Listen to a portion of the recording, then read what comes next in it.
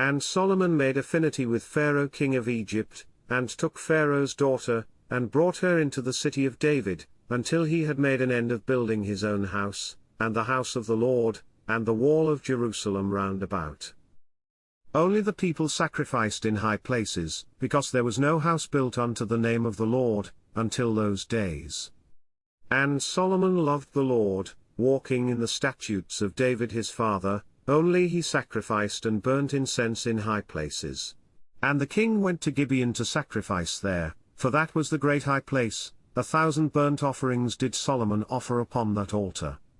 In Gibeon the Lord appeared to Solomon in a dream by night, and God said, Ask what I shall give thee. And Solomon said, Thou hast showed unto thy servant David my father great mercy, according as he walked before thee in truth, and in righteousness, and in uprightness of heart with thee, and thou hast kept for him this great kindness, that thou hast given him a son to sit on his throne, as it is this day. And now, O Lord my God, thou hast made thy servant king instead of David my father, and I am but a little child, I know not how to go out or come in. And thy servant is in the midst of thy people which thou hast chosen, a great people, that cannot be numbered nor counted for multitude. Give therefore thy servant an understanding heart to judge thy people, that I may discern between good and bad, for who is able to judge this thy so great a people? And the speech pleased the Lord, that Solomon had asked this thing. And God said unto him, Because thou hast asked this thing, and hast not asked for thyself long life, neither hast asked riches for thyself, nor hast asked the life of thine enemies, but hast asked for thyself understanding to discern judgment. Behold, I have done according to thy words, lo, I have given thee a wise and an understanding heart, so that there was none like thee before thee, neither after thee shall any arise like unto thee.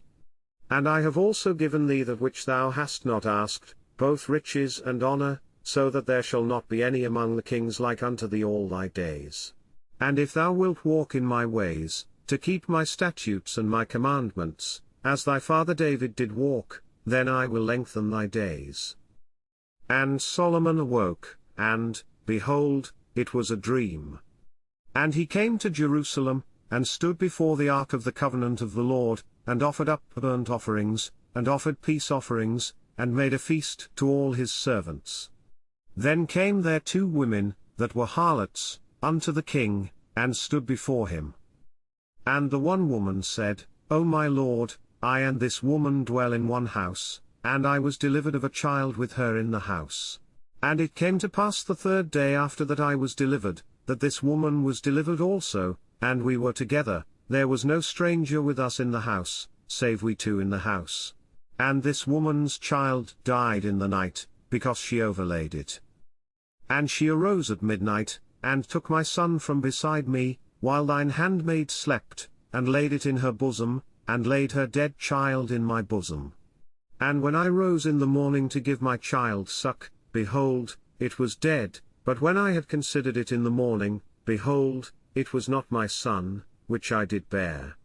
And the other woman said, Nay, but the living is my son, and the dead is thy son. And this said, No, but the dead is thy son, and the living is my son. Thus they spake before the king.